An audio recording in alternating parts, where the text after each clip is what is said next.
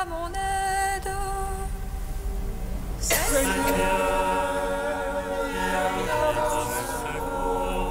Gloire au Père, au Fils, au Saint-Esprit, maintenant et toujours.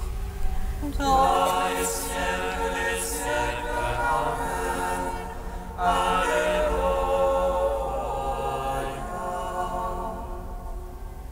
Roi du ciel consolateur, Esprit de vérité, toi qui es partout présent, toi qui oublies tout, trésor de grâce et de vie, viens et demeure en nous.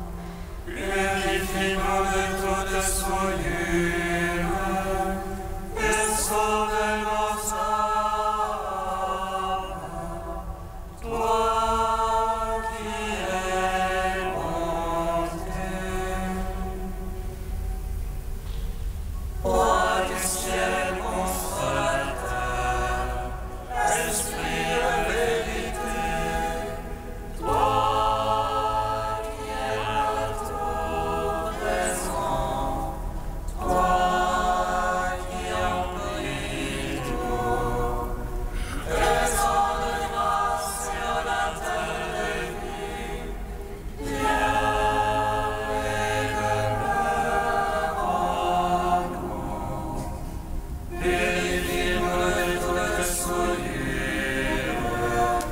et sauve nos âmes. Toi qui es bonté.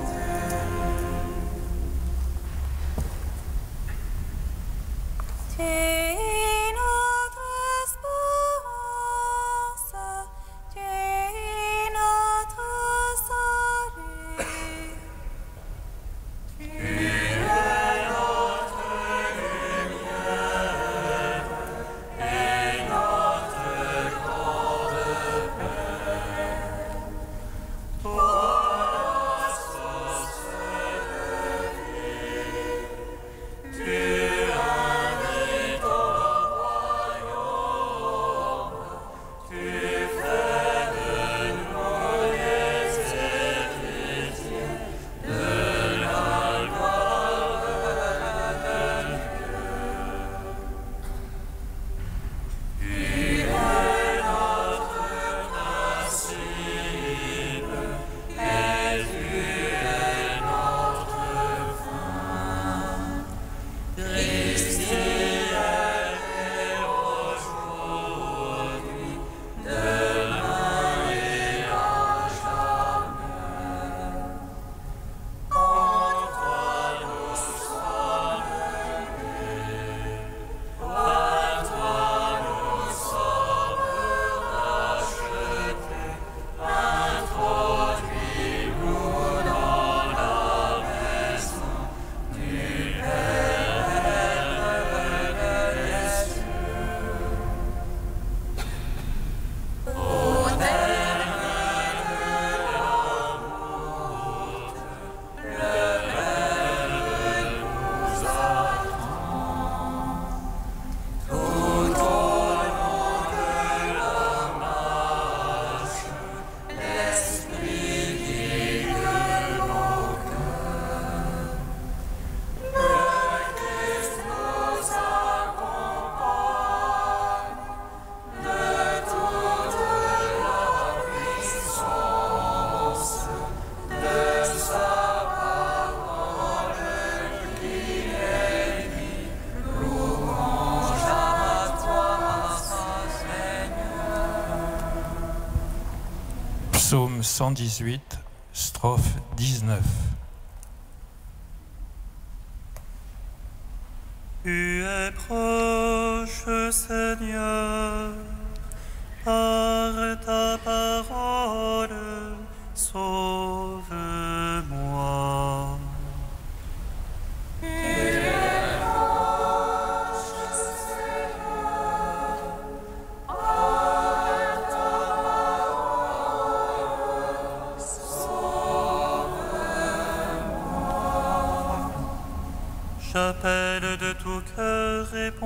toi. Je garderai tes volontés.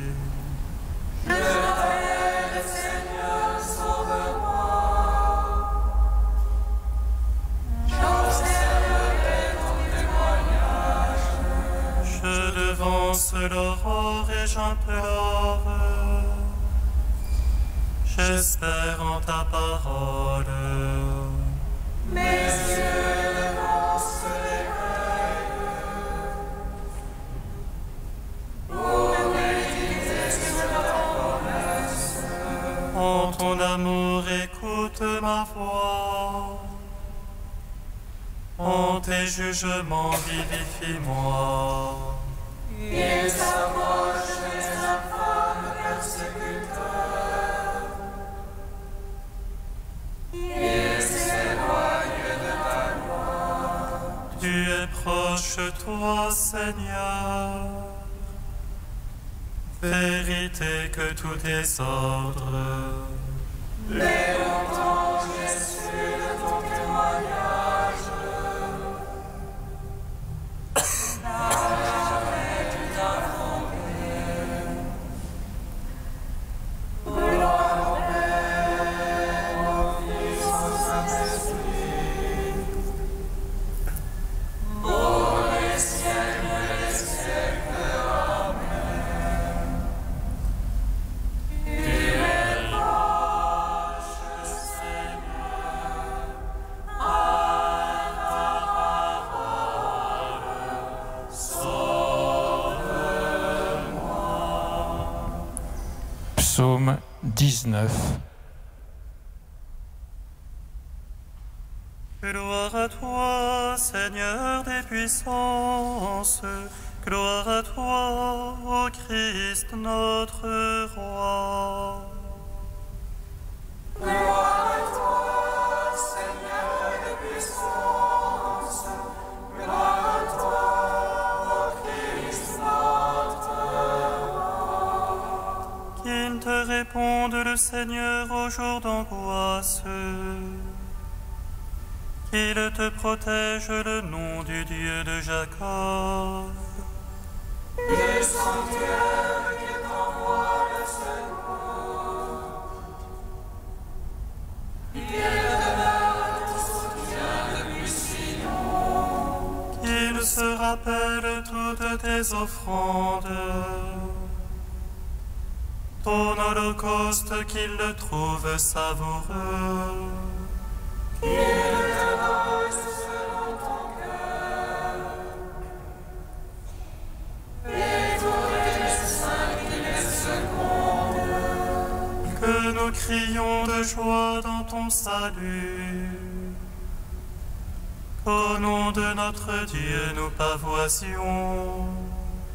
Que le Seigneur accomplisse tes requêtes.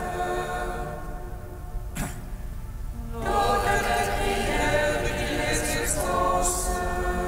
Maintenant je connais que le Seigneur donnera le salut à son Christ. Des cieux de sainteté il lui répond. Par les gestes sauveurs de sa droite. Aux uns les chars, aux autres les chevaux. À nous d'invoquer le nom de Dieu.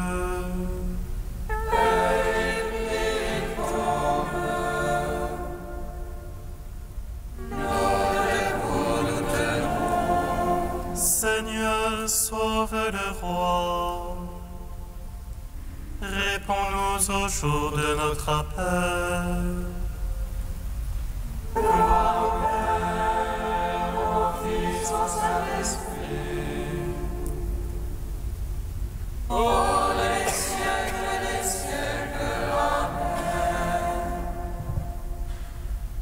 Gloire à toi, Seigneur des puissances. Gloire à toi, ô Christ notre roi. Psaume 20. Seigneur, ta force réjouit le roi. combien ton salut le comble d'allégresse. Tu lui as accordé le désir de son cœur, tu n'as point refusé le souhait de ses lèvres. Quand tu as prévenu de bénédiction de joie, tu as mis sur sa tête une couronne d'enfant. Tu lui as accordé la vie qu'il demandait, longueur de jour encore et à jamais. Grande gloire lui fait ton salut, tu as mis sur lui le faste et l'éclat. Oui, tu l'établis en bénédiction pour toujours, tu le réjouis de bonheur près de ta face. Oui, le roi se confie dans le Seigneur, la grâce du Très-Haut le garde du faucon. Ta main trouvera tous tes adversaires, ta droite trouvera tous tes ennemis.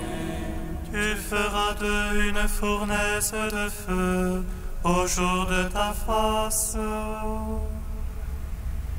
Le Seigneur les engloutira dans sa colère, et le feu les avalera. Le fruit tu ôteras de la terre, leur semence d'entre les fils d'hommes.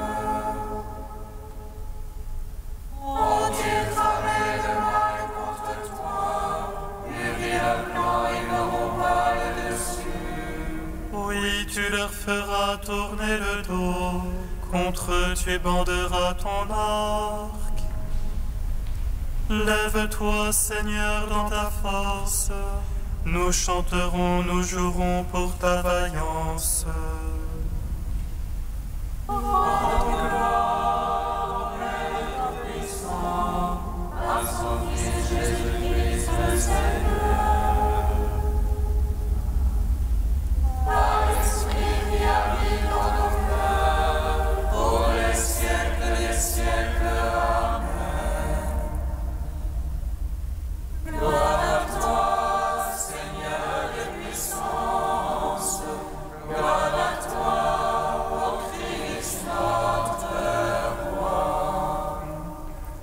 Cantique de Tobie, page 256. Page 254. Seigneur Dieu d'Israël, tu es notre Dieu l'unique. Aucun autre Dieu pareil à toi, ni dans les cieux, ni sur la terre. Toi qui es fidèle à l'alliance, et garde bienveillance à notre égard. S'il marchons de tout notre cœur, comme de fidèles serviteurs devant toi. Écoute la supplication de ton serviteur et de ton peuple Israël lorsqu'ils prieront en ce lieu. Toi, écoute du lieu où tu résides, écoute mon appel, bénis et pardonne. Ô Israël, reviens à toi, nous ton nom béni et saint. Christ supplie à toi dans le temple, toi écoute et pardonne son péché.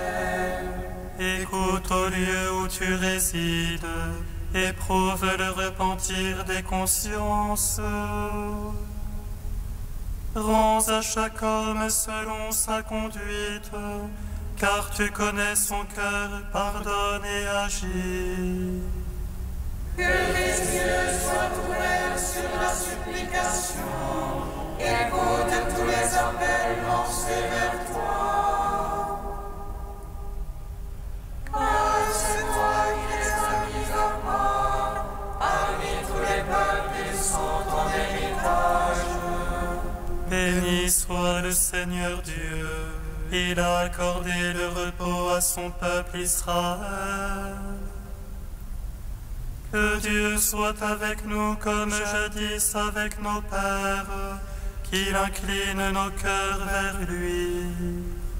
Nous et les peuples de la terre seront instruits, ils sauront que le Seigneur seul est Dieu. Il n'y a point d'autre comme lui, et nous observerons ses lois et ses commandements. Rendons-nous, Père Tout-Puissant, à son Fils Jésus-Christ le Seigneur. Par l'Esprit qui habite dans nos cœurs, pour les siècles des siècles. Amen.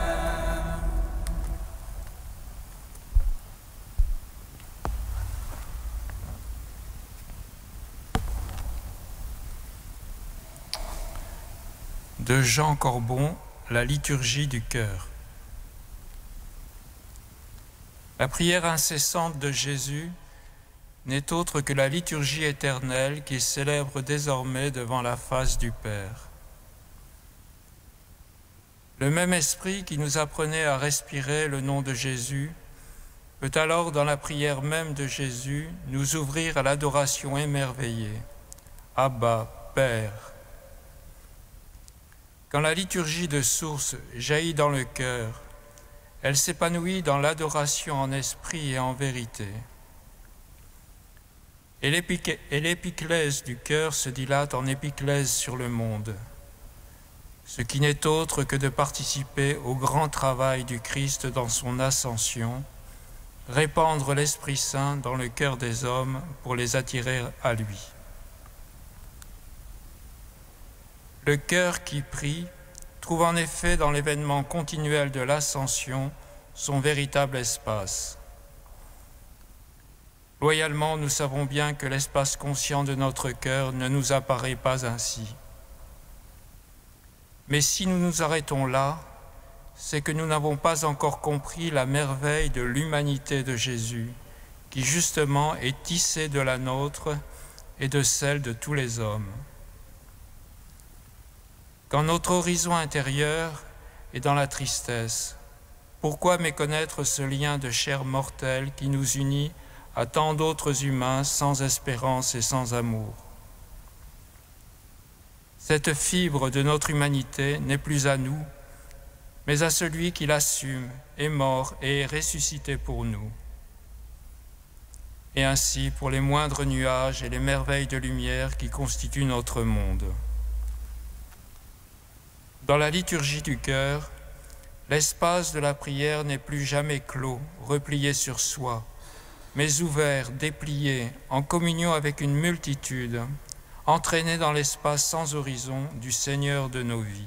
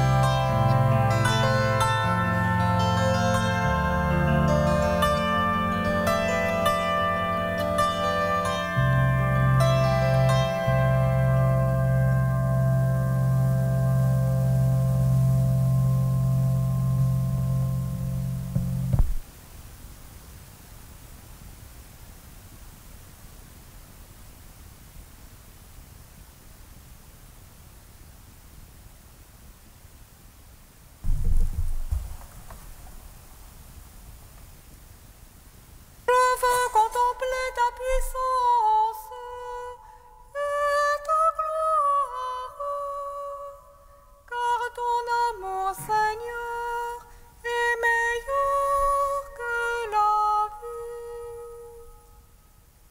Je veux contempler ta puissance et ta gloire, car ton amour, Seigneur, est meilleur que la vie.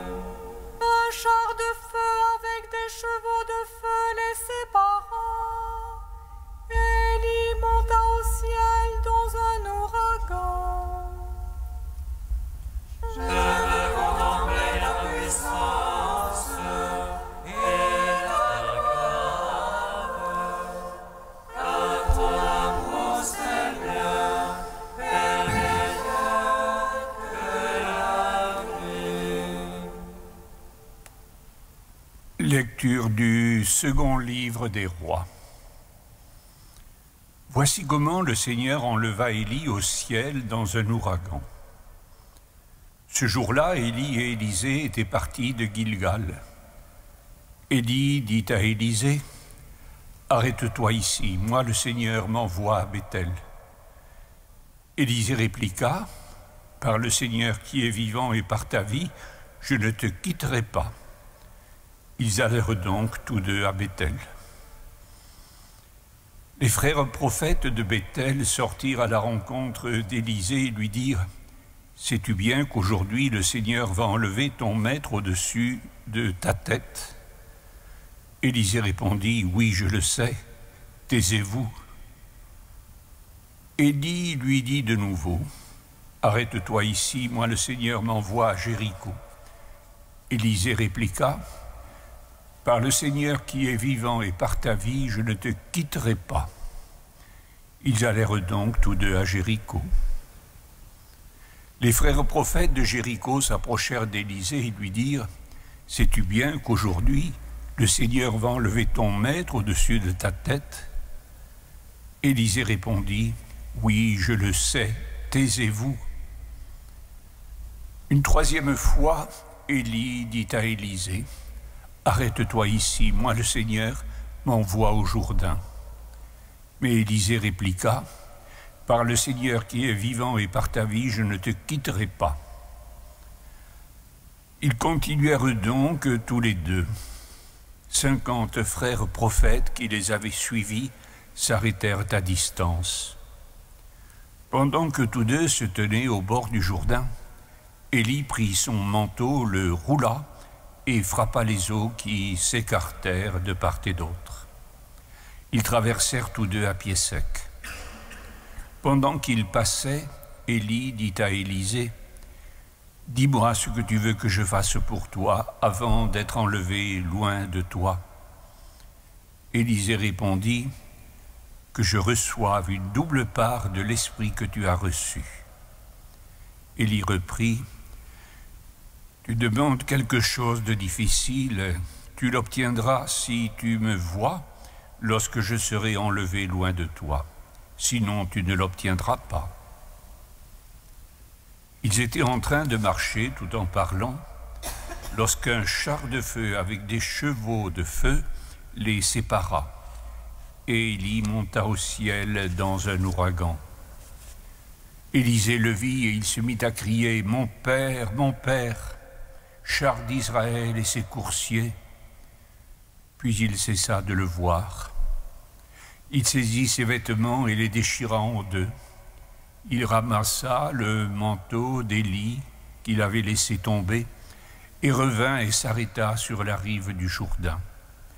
Avec le manteau d'Élie, il frappa les eaux, mais elles ne se séparèrent pas. Élisée dit alors, « Où est donc le Seigneur, le Dieu d'Élie ?» Il frappa encore une fois, et les eaux s'écartèrent, et il traversa. Gloire et louange à toi, ô Dieu vivant. Gloire et louange à toi, ô Dieu vivant.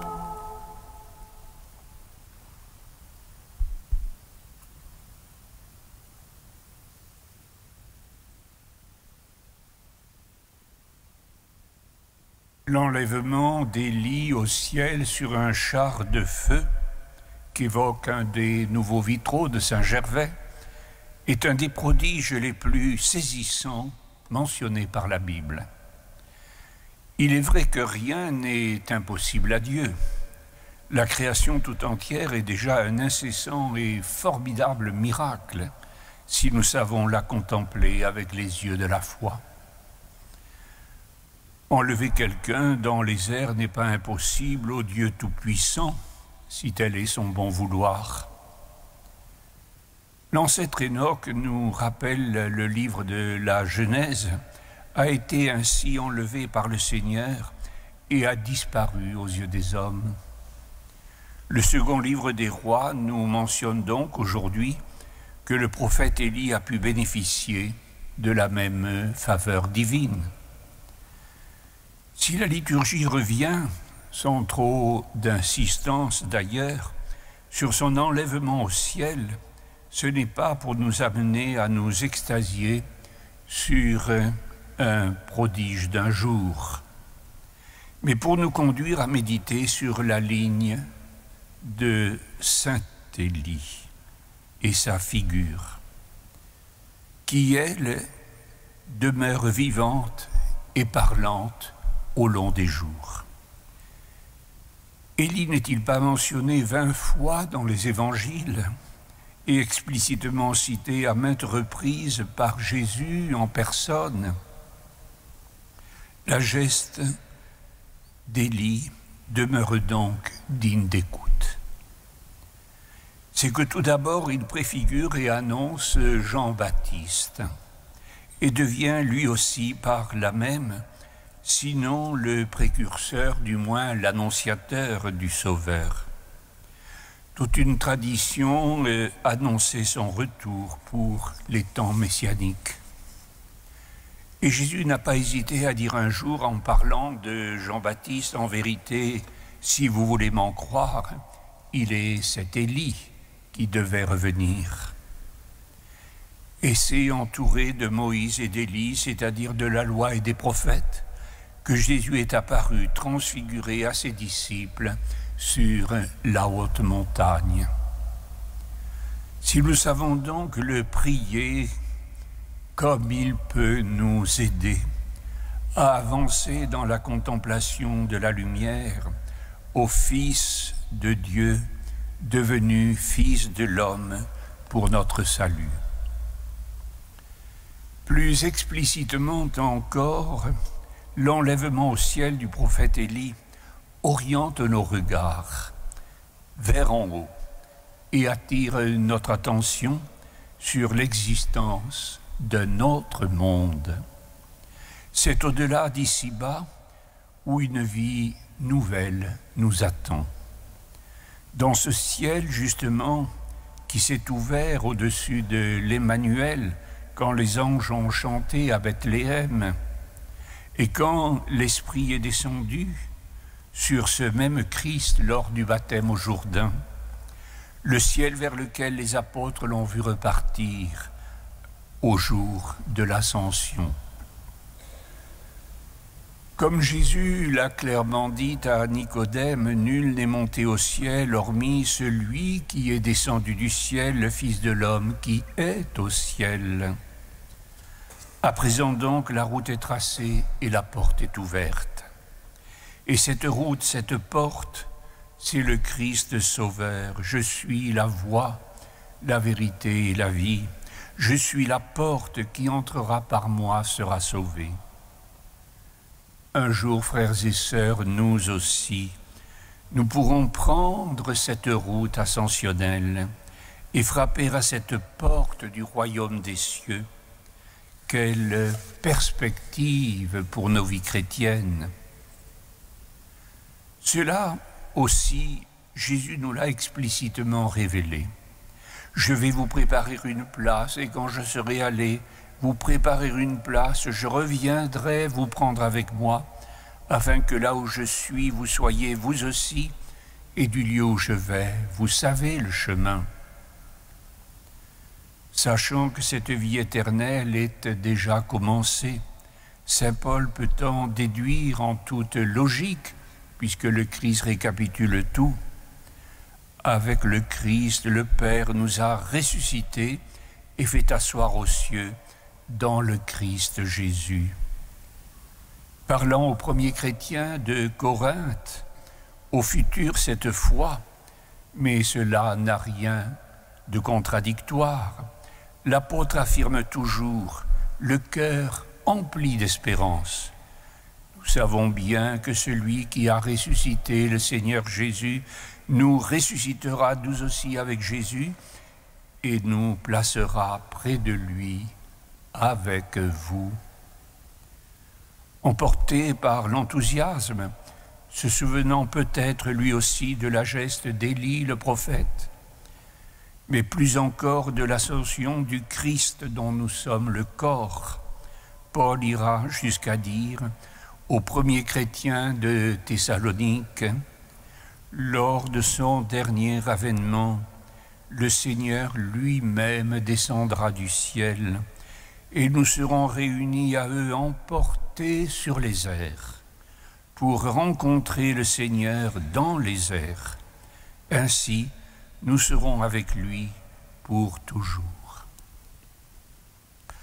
On a souvent la tentation de sourire devant cette promesse de la bienheureuse espérance. Eh bien, sourions comme l'ange de Reims. Rien de plus chrétien. Mais ce qui est sûr, c'est qu'un jour, délivrés de toutes les contraintes d'ici-bas et des pesanteurs du temps et de l'espace, ce qui a été accordé un jour à Élie, le père des contemplatifs, nous sera donné à tous en partage.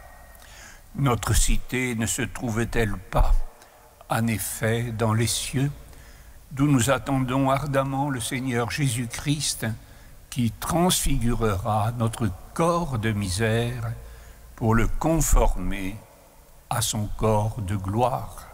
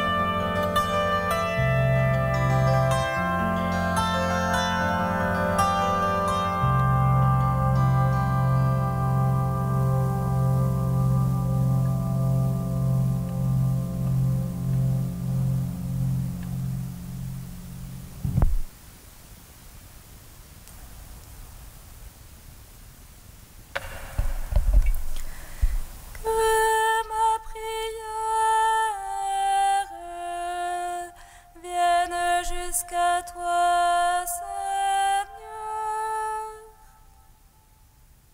Que ma prière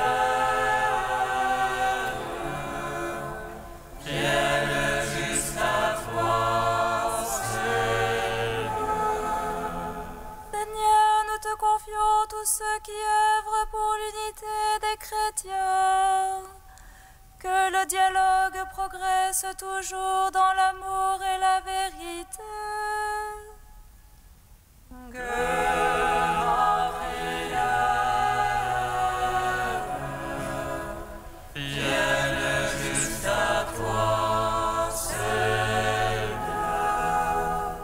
Seigneur, nous te confions les néophytes baptisés à Pâques.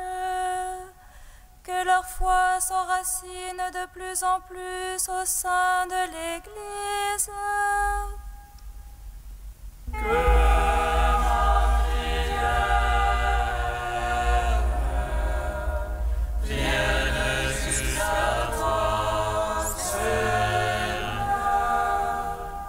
Seigneur, nous te bénissons pour le Christ remonté au ciel dans la gloire. Que revienne sur nous une double part de son esprit.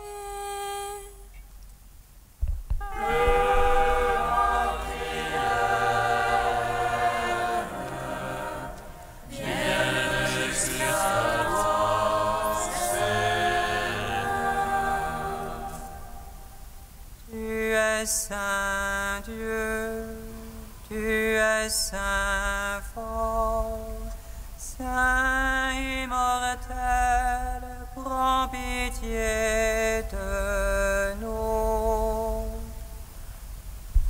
Tu es saint Dieu, tu es saint fort, Saint immortel, prends pitié de nous. Tu es saint Dieu, tu es saint fort, Saint immortel, prends pitié de nous. Gloire au Père, au Fils et au Saint-Esprit, maintenant et toujours et dans les siècles des siècles. Amen. Saint immortel, prends pitié de nous. Tu es saint Dieu, tu es saint fort, Saint immortel, prends pitié de nous. Dieu qui veut nous voir tous réunis un jour dans le royaume des cieux, nous te prions. Notre Père qui es aux cieux, Que ton nom soit sanctifié, que ton règne vienne, que ta volonté soit faite sur la terre comme au ciel. Donne-nous aujourd'hui notre pain de ce jour. Pardonne-nous nos offenses, comme nous pardonnons aussi à ceux qui nous ont offensés.